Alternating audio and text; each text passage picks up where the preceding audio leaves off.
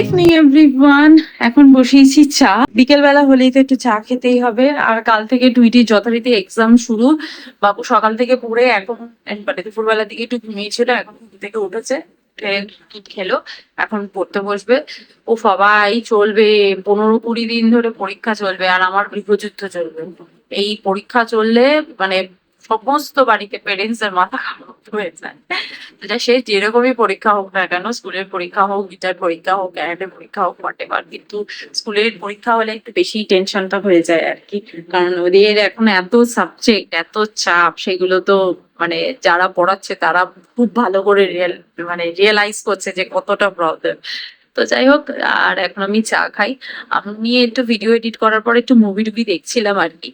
কি করব, দুপুরবেলা আমার ঘুমালে একদম ভালো লাগে না, মানে ঘুমাতে ইচ্ছা করে কিন্তু ঘুমাই না এই কারণে, কারণ ঘুমালে রাতের ঘুমটা নষ্ট হয়ে যাবে।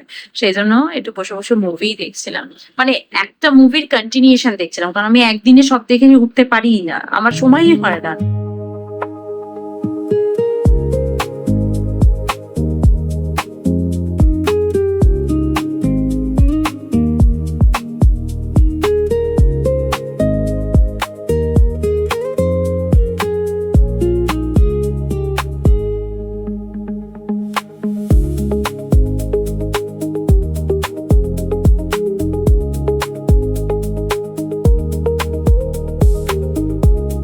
চলো আমি একটু ডিনারের প্রিপারেশন করে রাখি। ডিনারে আজকে আমরা খাবো পানির। পানিরের একটা ওই ফ্রাই বা গ্রেভি কিছু একটা করব, এরকমই একটা প্ল্যানিং আছে। আর তার সাথে রুটির আটাটা মারবো, কারণ এখন আমরা রাতে স্পাইসি খাবারটা বা একটু ভালো মন্দ খাবারটা একটু বন্ধ রাখবো, কারণ বুঝতেই পারছো রুটির পরীক্ষা। সুতরাং পরীক্ষার সময় একটু সিম্পল খাওয়াটা ভীষণ দরকার। হ্যাঁ, আমি একটু হেলদি ওয়েতেই করি সব খাবার, কিন্তু পরীক্ষার সময় আর একটু বেশি কনসেপ্ট থাকা উচিত, যাতে শরীরের কোনো ক্ষতি যাতে না হয়, পড়াশোনার ক্ষতি না হয়। আমি দুধ ভিজিয়ে রেখেছিলাম, দুধটাকে একটু জাল দিতে হবে আমায়। এই দুধটাকে জাল দেবো আর ডিনার বানাবো। আর ডিনারে যে রুটিটা করব, রুটির আটাটাও মাখতে হবে, কারণ আমার রুটির আটা মাখাও নেই। তো যাই হোক, চলো আটাটা মাখি, দেন পনির কেটে পনিরের একটা গ্রেভি বানিয়ে নিই।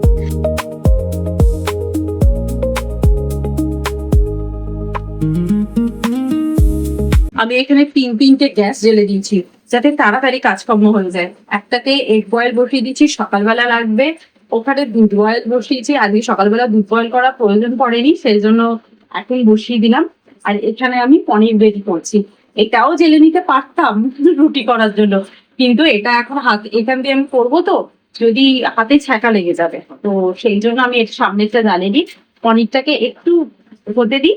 ভাবছি শাহি পনির মশালাই বানাবো আর কি, গ্রেভি টাইপের। কারণ আমার কাছে যেহেতু শাহি পনির মশালা আছে, এই মশালাটা এভারেস্টের মশালা, কোনো ব্র্যান্ড প্রমোশন করছি না, বাট রিয়েলি গুড, সেই জন্য বলছি। শাহি গরম মশলাটা একটুখানি দিলে না পনিরের টেস্টটা খুব ভালো হয়।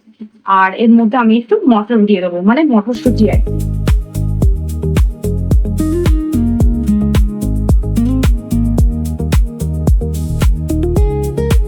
কোনো একটা ডিম ফেটে গেছে, মনে হয় ক্র্যাক ছিল, দেখেছো কাণ্ড, ভেতর থেকে নাড়ি ভুড়ি চচ্চড়ি সব বেরিয়ে এসছে। আমি যে বাটিটাতে চা করেছি সেই বাটিটার মধ্যে ডিম সেদ্ধ বসিয়েছি, কেন বলতো, ওটা যদি ফোটাই না, ওই যে দুধ দিয়ে চা দিয়ে যে একটা লেয়ার পড়ে না, ওটা গরম জল দিয়ে ফোটালে খুব সুন্দর ভাবে উঠে যায়।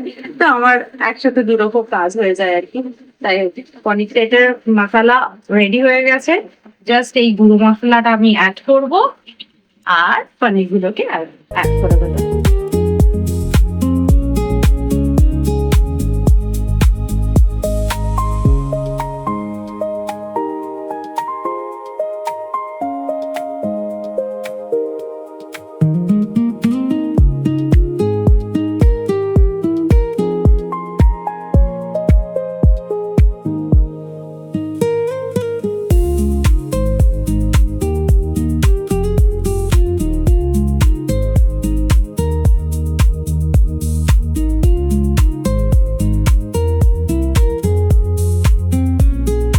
আমার রুটি করা কমপ্লিট, এখানে আমার পনির বানানো কমপ্লিট, এগুলো চাপাতি রাখি।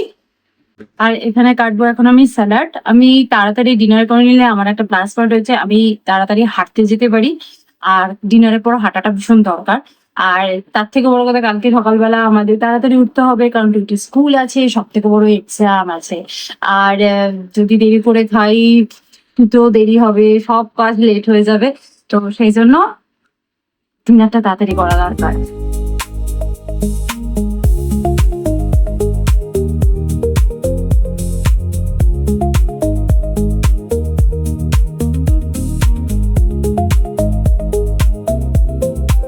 আজকে ডিনারটা একটু তাড়াতাড়ি বানিয়ে ফেলেছি, 15 মিনিট পরে খাচ্ছি। আসলে পিটি পড়ছে, একটা একটা জায়গা পড়ছে, একটা প্যারাগ্রাফ পড়ছে, ওইটা কমপ্লিট হয়ে যাক তারপরে ওকে খেতে ডাকবো। কারণ উনি প্যারাগ্রাফের মাঝখানে যদি খেতে ডাকি তাহলে কনসেন্ট্রেশন ব্রেক হবে, তাই না? তো একটু পরে ডাকবো খেতে। চলো আমি ততক্ষণ কিছু জামা কাপড় ফোল্ড করে নিই। কাল থেকে আমার জামা কাপড় ফোল্ড করা হয়নি, কারণ সারাদিন প্রচন্ড ব্যস্ত ছিলাম। অফিস রুমের সোফাটা দেখলে আমার কান্না পাচ্ছে। আমার সোফার ওপরটা দেখে রীতিমতো কান্না পাচ্ছে, সিরিয়াসলি বলছি। একবার দেখো, এখানে কালকে শাড়িটা পরেছিলাম, আজকে আমি রোদে দিয়েছিলাম আর কি, একটু ইয়ে করবার জন্য, রোদ খাওয়ানোর জন্য। এত জামা কাপড় আমার এখন ফোল্ড করতে হবে। বাড়ির কাজের মধ্যে না কিছু কিছু কাজ আছে করতে খুব ভালো লাগে, যেমন ডাস্টিং করা, জিনিসপত্র অর্গানাইজ করা, বেড কভার চেঞ্জ করা, এগুলো করতে। কুকিং করতেও খারাপ লাগে না, যদি ওয়েদার ভালো থাকে। প্রচন্ড গরমে কুকিং করতে ভালো লাগে না, বাট করতে খারাপ লাগে না। সব থেকে বেশি খারাপ লাগে হচ্ছে আমার বাসন মাজতে আর এই জামা কাপড় ফোল্ড করতে। মানে আমার যে কি বিরক্ত লাগে কি বলবো, কিন্তু কিচ্ছু করার নেই, করতেই হবে। আর তাও ডিশওয়াশার আছে বলে আমি বাঁচোয়া। আর এই জামা কাপড় ফোল্ড করবার জন্য যদি সত্যি কোনোদিন কোনো মেশিন বেরোয়, আমি কিনবো আজকে। সত্যি বলছি। আর কালকে কি মজার ব্যাপার হয়েছে জানো, তো এমনি অনেক রাত করে ফিরেছি, আর যখন রেডি হচ্ছিলাম খুব তাড়াহুড়ো করেই রেডি হচ্ছি। আর এই শাড়িটা পরেছিলাম, আর এই শাড়িটার সাথে যে ব্লাউজটা আছে সেটা একটা বড় হাতা। আর খুব গরম লাগছিল কালকে, সেই জন্য আমি ভাবলাম এই শাড়িটার সঙ্গে ম্যাচিং করে এই পার্পল ব্লাউজটা পরা যাবে। আর এই শাড়িটার সঙ্গে আঁচলে আর কি খুব সুন্দর পার্পল কালার রয়েছে। আর দুটো পার্পল কালার অলমোস্ট একটু একটু কালছে, বাট দুটো মানে দুটো মেটেরিয়াল যেহেতু ডিফারেন্ট, সেই জন্য একটু ডিফারেন্ট কালার লাগছে, কিন্তু অলমোস্ট সেম কালার। এটা দিয়ে পরিয়ে ভালো লাগবে, সেই জন্য আমি এই শাড়িটার সঙ্গে এই ব্লাউজটাকে চুজ করলাম। আর এই ব্লাউজটা হচ্ছে আমার নতুন ব্লাউজ, মানে আমি কিনেছি বেশ অনেকদিনই হলো, অনেকগুলো মাস, কিন্তু আমি এখনো পর্যন্ত পরিনি। কালকে ফার্স্ট পরেছি, পরে নিয়েছি। পরার পর আমার না একটু আনকমফোর্টেবল ফিল হচ্ছে। যখন গেছি এবং অনেকক্ষণ থাকার পর আমার একটু আনকমফোর্টেবল ফিল হচ্ছে, মনে হচ্ছে ব্লাউজটা যেন আমি ছোট কিনে ফেলেছি, এটাই বোধহয় হয়েছে। তা ভাবলাম যে ঠিক আছে, টেলারকে দিয়ে তাহলে এটাকে একটু অ্যাডজাস্ট করিয়ে নেবো। আমার মনে হচ্ছে ব্লাউজটা ছোট কেনা হয়নি, এটা যেহেতু আমি অনেকদিন আগে কিনে ফেলেছি, এটা রিটার্নেরও কোনো অপশন চলে গেছে। তো তাই জন্য সেটাই মাথার মধ্যে তখন থেকে চলছে যে টেলারের কাছে নিয়ে যাবো, দিয়ে ঠিক করবো। বাড়ি এসে যখন আমি ব্লাউজটা ওপেন করি, তখন দেখি ব্লাউজটার সঙ্গে আমার একটা হাতা দিয়েছিল।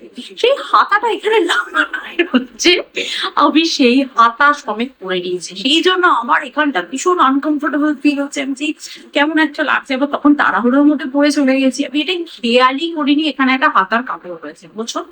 যাই হোক, এটা একদম আনস্টিচ করবো এবার। না এগুলো এরকম টেনে ছিঁড়তে গেলে না ব্লাউজও না ইজিলি খুলে গেছে, বাঁচা গেছে। জানে না সব ব্লাউজ খারাপ হয়েছে। তো যাই হোক, এই হাতা আমার কোনো কাজের নয়, এটা দিয়ে আমি কোনোদিনই হাতা বানাবো না। যাই হোক, এখন আমি জামা কাপড় ফোল্ড করবো, তারপর একটু ডিনার করবো, দেন ওয়াক করতে যাবো।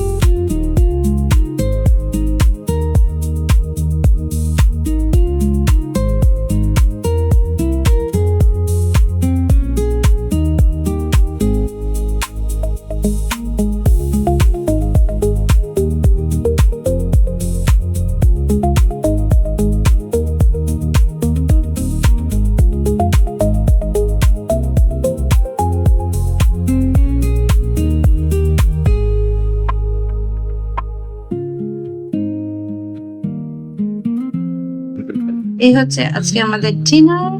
পনির করেছি মাটার দিয়ে, রুটি অ্যান্ড স্যালাড। একটু হেঁটে আসি। আর এখন না ওয়েদারের কোনো ভরসা নেই, সঙ্গে একটা ছাতাও নিয়ে নিলাম।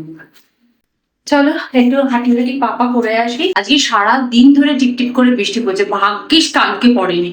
কালকে পড়েনি বলে এক পক্ষে সুবিধা হয়েছে যে সমস্ত অনুষ্ঠানগুলো ঠিকঠাক করে হয়েছে। ওপেন এরিয়াতে সকালবেলা সবাই ছিল না, তো অনুষ্ঠানটা ঠিকঠাক মিটে গেছে, বাঁচা গেছে। তবে আজকে সারাদিন ধরে ফিসফিস করে বৃষ্টি পড়ে যাচ্ছে। বেরোলাম হাঁটবো বলে, বৃষ্টি শুরু হয়ে গেল। আর আমরা তখন এমএলসিপি তে গিয়ে মানে আমাদের যে ক্লাব হাউস আছে সেখানে গিয়ে বসলাম খানিকক্ষণ, যে বৃষ্টিটা কমলে একটু বাইরে হাঁটবো। দেখলাম বৃষ্টি কমার নাম নিচ্ছে না, বৃষ্টি বেড়েই চলেছে। আজকে সারাটা দিন এভাবে বৃষ্টি পড়ে গেল। চলো এখন বাড়ি যাই, কি আর করবো, রাতও হয়ে গেছে, আবার টুইটি কালকে এক্সামও আছে, জিনিসপত্র গোছাতেও হবে। চলো যাওয়া যাক। আমি হেঁটে চলে এলাম, হাঁটা তো সেভাবে কিছু হলোই না। একবার দুবার একটা রাউন্ড মারতে না মারতেই দেখলাম বৃষ্টি এসে গেল, ওপরে গিয়ে বসলাম, তারপর আবার চলে এলাম। আজকে হাঁটা তাড়াতাড়ি ডিনার করে ভাবলাম একটু বেশি হাঁটতে পারবো। বৃষ্টি দেখো এখন আবার বৃষ্টিটা যেই বাড়ি ঢুকেছি বৃষ্টিটা থেমে গেছে, কেমন মাথাটা গরম হয়েছে চিন্তা করো। যাই হোক আমার কপালে আজকে হাঁটা নেই, এই আর কি। তো যাই হোক চলো, সকালবেলা করে উঠতে হবে, যথারীতি ইয়ে আছে। তবে টুইটি টিফিন বানানোর অত ঝামেলা নেই, কারণ টুইটি ওদের তাড়াতাড়ি ছুটি হয়ে যাবে আর কি। ওর বাড়িতে এসে মানে তাড়াতাড়ি চলে আসতে পারবে আর কি, বাড়িতে অত বিকেল হয়ে যাবে না আর কি। দুপুরের মধ্যেই চলে আসবে। তো চলো আজকের ব্লগটা তাহলে এখানেই এন্ড করছি, দেখা করবো নেক্সট ভিডিওতে। ততক্ষণের জন্য তোমরা খুব ভালো থেকো, সুস্থ থেকো, আর লাইফটাকে এনজয় করো। Bye, see you in next video, by.